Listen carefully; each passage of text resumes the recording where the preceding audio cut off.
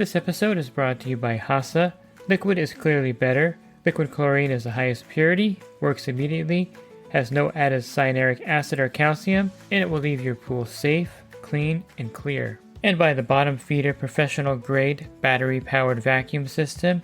It sucks to clean pools, so cleaning pools sucks less. Get $100 off with code DVB100. This episode is brought to you by Skimmer, the #1 pool service software in North America. With Skimmer, you can streamline your schedule, grow your revenue, and keep your customers coming back with 5-star service. Whether you're a one-person operation or an established team, Skimmer is your partner in success. Visit getskimmer.com/poolguy to try Skimmer for free for 30 days. The Pool Guy Podcast Show.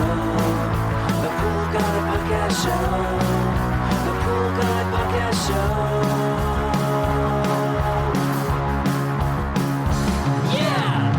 Hi, welcome to the Pool Guy Podcast Show.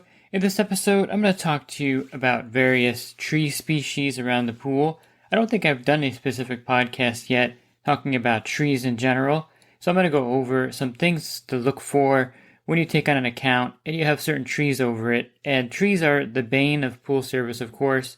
I do like the shade, but there is a pretty big drawback with a lot of trees around a pool. Are you a pool service pro looking to take your business to the next level? Join the Pool Guy Coaching Program. Get expert advice, business tips, exclusive content, and get direct support from me. I'm a 35-year veteran in the industry.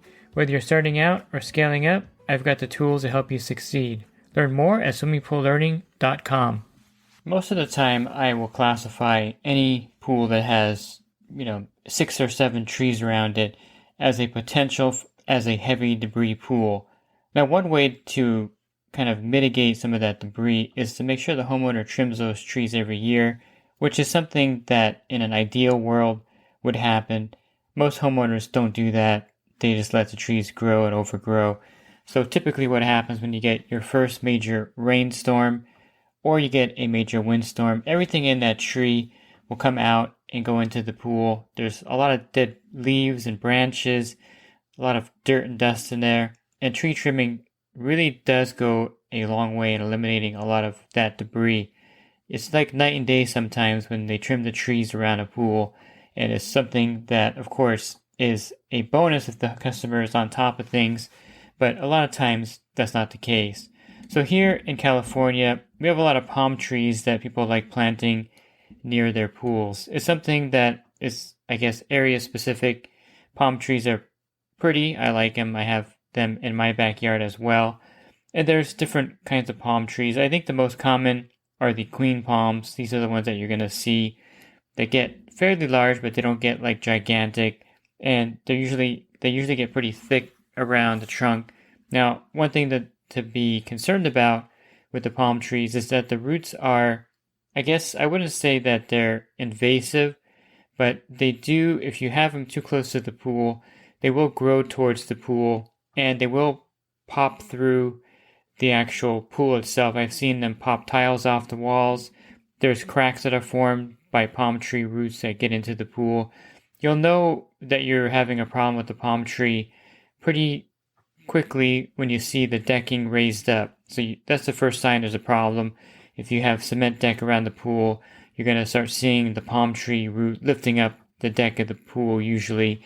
And then, of course, the second sign of a problem is having the roots pop through the tile of the pool. Then you have a problem there with that palm tree. And I would suggest to the customer, the homeowner, to remove that palm tree at that point. There are things they can do. Arborists can come in there and they can kind of cut the roots in a certain way. But in most cases, you want to get that tree out. So you don't want to plant the palm trees too close to the pool. And this is a problem where the roots can be invasive if it's close to a pool and pop through. Now, as far as the droppings of these trees, palm trees generally in the summertime here will have their seed pods kind of open up. If you have a pretty conscientious landscaper, they'll cut those seed pods off really fast before they start to fall, because a lot of the gardeners don't like those either because they're spending a lot of time blowing and cleaning up those seed pods that fall. They're kind of like a tan colored snowflake type seed pod, and they're really messy. They get everywhere in the pool. They clog up the skimmer. they clog up the pump because a lot of the times it goes right through the skimmer basket. By the way, if you have really fine debris like these palm tree pollen seed pods, I guess that's what they're called. I'm not exactly sure what the technical name is. Then you would want to get a skimmer saver or a filter sock. And this is like a nylon material that goes into a skimmer basket that will, of course, keep those from going right through to the pump basket and clogging that up, causing all kinds of problems. So keep that in mind, that fine debris from trees, you can kind of stop that from getting into the pump if you have a filter saver or skimmer sock in the skimmer basket. And the droppings are usually the main problem. Sometimes, of course, you get other debris from the palm tree in the pool, but a lot of times, unless there's a severe windstorm, the palm tree stays intact. It's not something that I really don't like around a pool. I just think you need to be pretty proactive to cut those seed pods out before they start to drop them everywhere and get all over the pool. And then, of course, that's the pollen, and that's going to, of course, lead to potential algae problems. So definitely the palm trees are one of the ones that I don't mind too much, but I do mind it when they start to have those seed pods, and sometimes they have flowers also and kind of fruit things that fall out. These are all things that come from the palm trees. And so that's something that, of course, could be a problem. Now, there are other trees where, to me, they are a real problem. One of them, and this is very common in my area as well, are eucalyptus trees. These trees, a lot of the times you're going to see them, they look almost like they don't have any clothes on because all the bark comes off. They're really pretty, actually. I like them. And they just have like a really smooth look to them. But the eucalyptus leaves themselves are extremely messy. And the interesting thing about eucalyptus trees is that they start to drop and shed and have their skin come off the tree and the leaves falling, usually in the middle of summer, which is problematic because in the middle of summer here, you want to try to get in and out of the accounts as quick as possible. And if you're cleaning up eucalyptus leaves and the bark that falls off the side of the tree, which, by the way, is extremely messy in a lot of cases, especially if you get a little bit of a breeze every afternoon, is something that's a big problem. Now, one thing you can do if you do have eucalyptus trees around a pool is to get a device. And this is for any pool with a lot of leaf debris. It's a device called the Pool Skim. You can buy it on Amazon or poolskimusa.com. And this is a pretty cool device. It goes off of a 1.5-inch threaded return line. So you have to have threaded return lines in the pool. So 1.5-inch threaded return line, and it acts as a secondary skimmer with a large bag on it. And it's extremely effective in getting the leaf debris off the top of the pool before it falls down to the bottom, and also before it clogs up the skimmer. And you can also use a solar powered skimmer. The Beta is a really good one. This really will help with eucalyptus trees. I've used these before. Sometimes the bark gets clogged up in the front of the solar skimmer, but in the most part, these are really effective with eucalyptus trees. So those two devices I would recommend. Even getting both of those sometimes is something that I would recommend. And one last problem with eucalyptus trees is that when the leaves get to the bottom of the pool, they have some kind of weird content in them where they stain the surface really easily. So when you scoop the leaves up from a eucalyptus tree, they also, I think, use up a lot of the chlorine also in the pool as part of that. You'll see a stain on the bottom, the shape of the leaf. Now, that'll fade away when you superchlorinate. You can also use something like HASA Super Stain Out, and that removes the eucalyptus leaf stains right away. And it's something to be aware of too. It's not a permanent stain, so don't panic, but the leaves do stain the pool, and superchlorinating or using HASA Super Stain Out will remove those stains that the eucalyptus leaves leave on the bottom of the pool.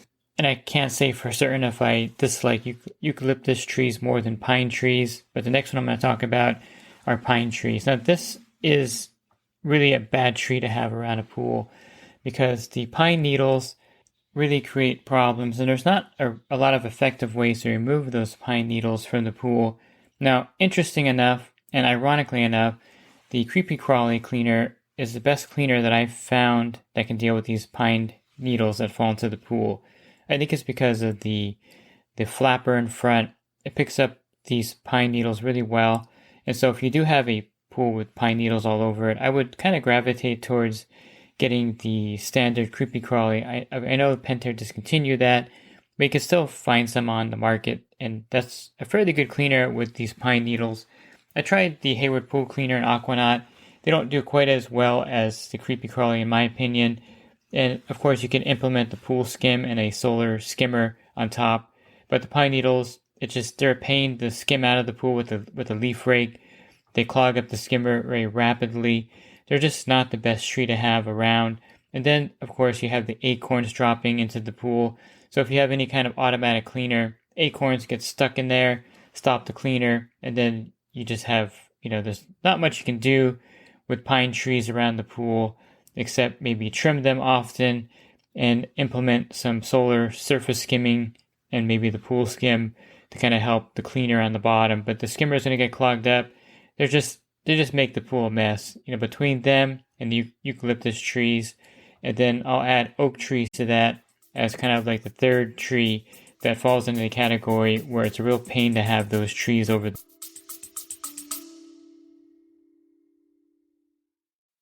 And the Pool Guy Podcast Show has teamed up with UPA to bring you affordable, reliable liability insurance starting at just $64 a month. Get up to $2 million in coverage, and the members of my coaching group get an even lower rate. Protect your business and your peace of mind. Sign up with UPA today by clicking the link in the podcast description. Pool. Oak trees are protected by the state in California, I guess maybe even federal, I don't know, but I know in the state of California and most cities, you can't even trim an oak tree without getting a permit, and oak trees are just terrible to have around a pool. The leaves clog everything up again, very similar to the eucalyptus and the pine needles. They'll clog the skimmer up rapidly. They also will stain the pool just like the eucalyptus leaves and use up a lot of the chlorine in the pool. And cleaners don't do really well with them because of the acorns that fall into the pool. So the only cleaner that I think is effective with the oak trees is the Hayward Aquanaut or pool cleaner, because you can take the top off those cleaners and they have they have veins in the turbine. It's called a V-Flex turbine, and there's veins in there, and what you can do is take out a few of the veins and give yourself a larger gap. So basically, you put the large throat on these cleaners, you take out 2 veins so that you have a bigger opening, and these cleaners are effective in picking up most of the acorns that fall into the pool. One thing that I do notice with these is that the acorns will kind of pile up into if you have a canister, and sometimes they'll clog up the front of the canister, and then that'll stop the cleaner, and you have to kind of open it up and kind of get all that acorns that are jammed in front. I've also had so many in a canister that it kind of sinks into the bottom. So they are really effective in pools with oak leaves and acorns, so I would say that that's a good cleaner. Or of course a pressure side cleaner like the Polaris 280 would be really great with the acorns. You just have to empty out the top maybe twice during the week. And these trees are really bad because they also pollinate right around spring, before summer in a lot of areas. In my area, usually March and April, they start to really pollinate and drop all their pollen into the pool, which makes a huge mess. It really also absorbs a lot of the chlorine or uses up a lot of the chlorine and causes algae problems in the springtime. And if you get a windstorm in March around here, or maybe even like a rainstorm, all that gets washed into the pool. It's a huge mess. And again, since they're kind of a protected tree, the gardeners or landscapers can only trim them back so far and trim them with a permit. So it's kind of a hassle. You can't really remove them either. I just wouldn't recommend planting any oak trees around a pool if you can avoid it. And if you do have pools with oak trees, if the customer trims them yearly, this is the key with these trees, because a lot of stuff gets stuck in the oak trees. Out of all the trees out there, I think these accumulate the most gunk if they're not trimmed regularly. So you're going to have tons of dead oak leaves in there, tons of the pollen. Everything gets kind of stuck in the oak tree. And then if you don't trim them, regularly, all that stuff falls out during the season into the pool, around the decking. So this is a thing where if you do have oak trees, regular maintenance is key. and this is something that you can probably mitigate some of the problems. They're really beautiful trees, and they provide a lot of great shade around the pool, but that is a drawback. They need to really be trimmed quite often in order to control the amount of debris that falls into the pool. Now, I would say that maple trees are the worst tree out there, except that once the leaves are done, they're actually a blessing to have around the pool. However, during the period of time when the leaves start to drop, which is usually between October here through December, by the time Christmas rolls around in my area, you shouldn't have too many maple leaves all over the pool area or into the pool, which is nice. And then, of course, you have a big break when there's no more leaves on there until spring. So I think they're not terrible, but it is a pain to clean maple leaves out of a pool because they're extremely heavy, and you're going to be, it's going to be time consuming. And again, these leaves are gigantic, they're the size of like dinner plates, and it's going to take a lot of effort to keep the pool clean. But they're only seasonal, which is a good thing about them. The bad thing is that if you have a pretty big maple tree and it's not trimmed often, it's a really heavy leaf in the pool, and it's going to take you maybe 4 to 6 weeks to finally get through the whole season and to get all the droppings out of the pool. So they're pretty terrible, but they're not like the top worst tree. I think pine trees and eucalyptus and oak trees are more in that category of being worst trees to have around a pool. I just wouldn't plant a maple tree in the backyard because all the leaves come off anyway, and it's not a really pretty tree anyway in the winter. And then you have the flowering trees, and these are like the jacaranda trees here.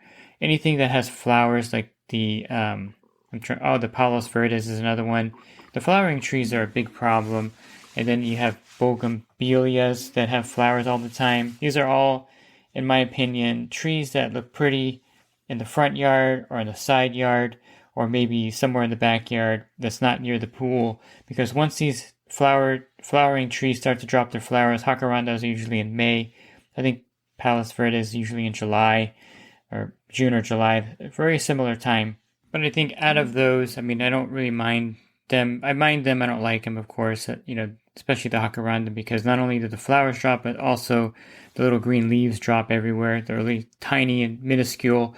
You also will need to get a skimmer sock for those. But I think the I can't even say it. Anyway, the bougainvillea bushes are the worst, because those little red flowers or purplish flowers, or kind of like a reddish purple flower, they're the worst because they could be even far away from the pool. I've had some that are like on the side of the house, and for some reason when the wind blows, they're pretty light. They just get into the pool and fill it up. And then they get kind of weird, mushy kind of consistency to them, and it just clogs everything up. I just don't like them. I don't think they're ideal for backyards, and they're probably one of the worst bushes. I don't think they're a tree. I guess they are a tree. They look like bushes, but they are probably classified as a tree, and I don't like them. I just think any flowering tree by the pool is really not something that you would want. And of course, there's a ton of other trees I didn't cover here, and a lot of them are area specific. There's one tree that I can't remember what it was. It has like this seed pod that explodes, and it looks like there's cotton floating in the pool. I've had a few of those where I call them cotton trees, but that's probably not what they are. But when they drop the stuff, it looks like white cotton floating in the pool. They're easy to skim out, but they do clog everything up, and it's only a seasonal thing. It's a pretty big pod that breaks open, and this cotton comes out.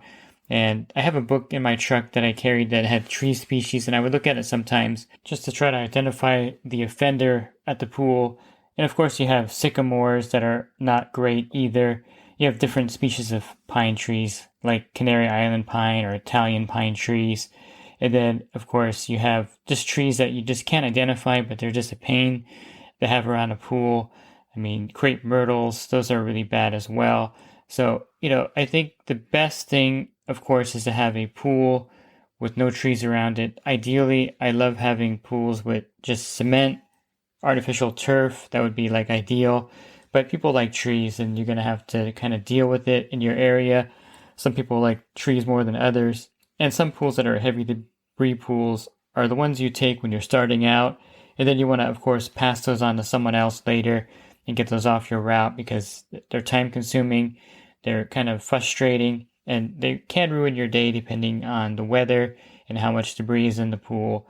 So there's a lot of trees out there that are problematic, and you probably have some in your area that you can post in the comments on YouTube for me. But these are the ones that are kind of the major problems here in my area of Los Angeles County. And trees definitely are something that pool pros just aren't fans of in general. If you're looking for other podcasts, you can subscribe to my YouTube channel Monday through Friday, and I post the podcasts there. Also, on my website, if you click on the podcast icon, there'll be a drop-down menu of other podcasts for you to listen to. And if you're interested in the coaching program that I offer, you can learn more at poolguycoaching.com. Thanks for listening to this podcast. Have a great your week. God bless. This episode is brought to you by HASA, providing products that deliver clean, healthy water for every aspect of everyday life. The bottom feeder battery-powered vacuum system, portable, powerful, and only weighs 12 pounds. And Skimmer. Get Skimmer, America's #1 pool service software. Podcast listeners can try Skimmer for free at getskimmer.com/poolguy.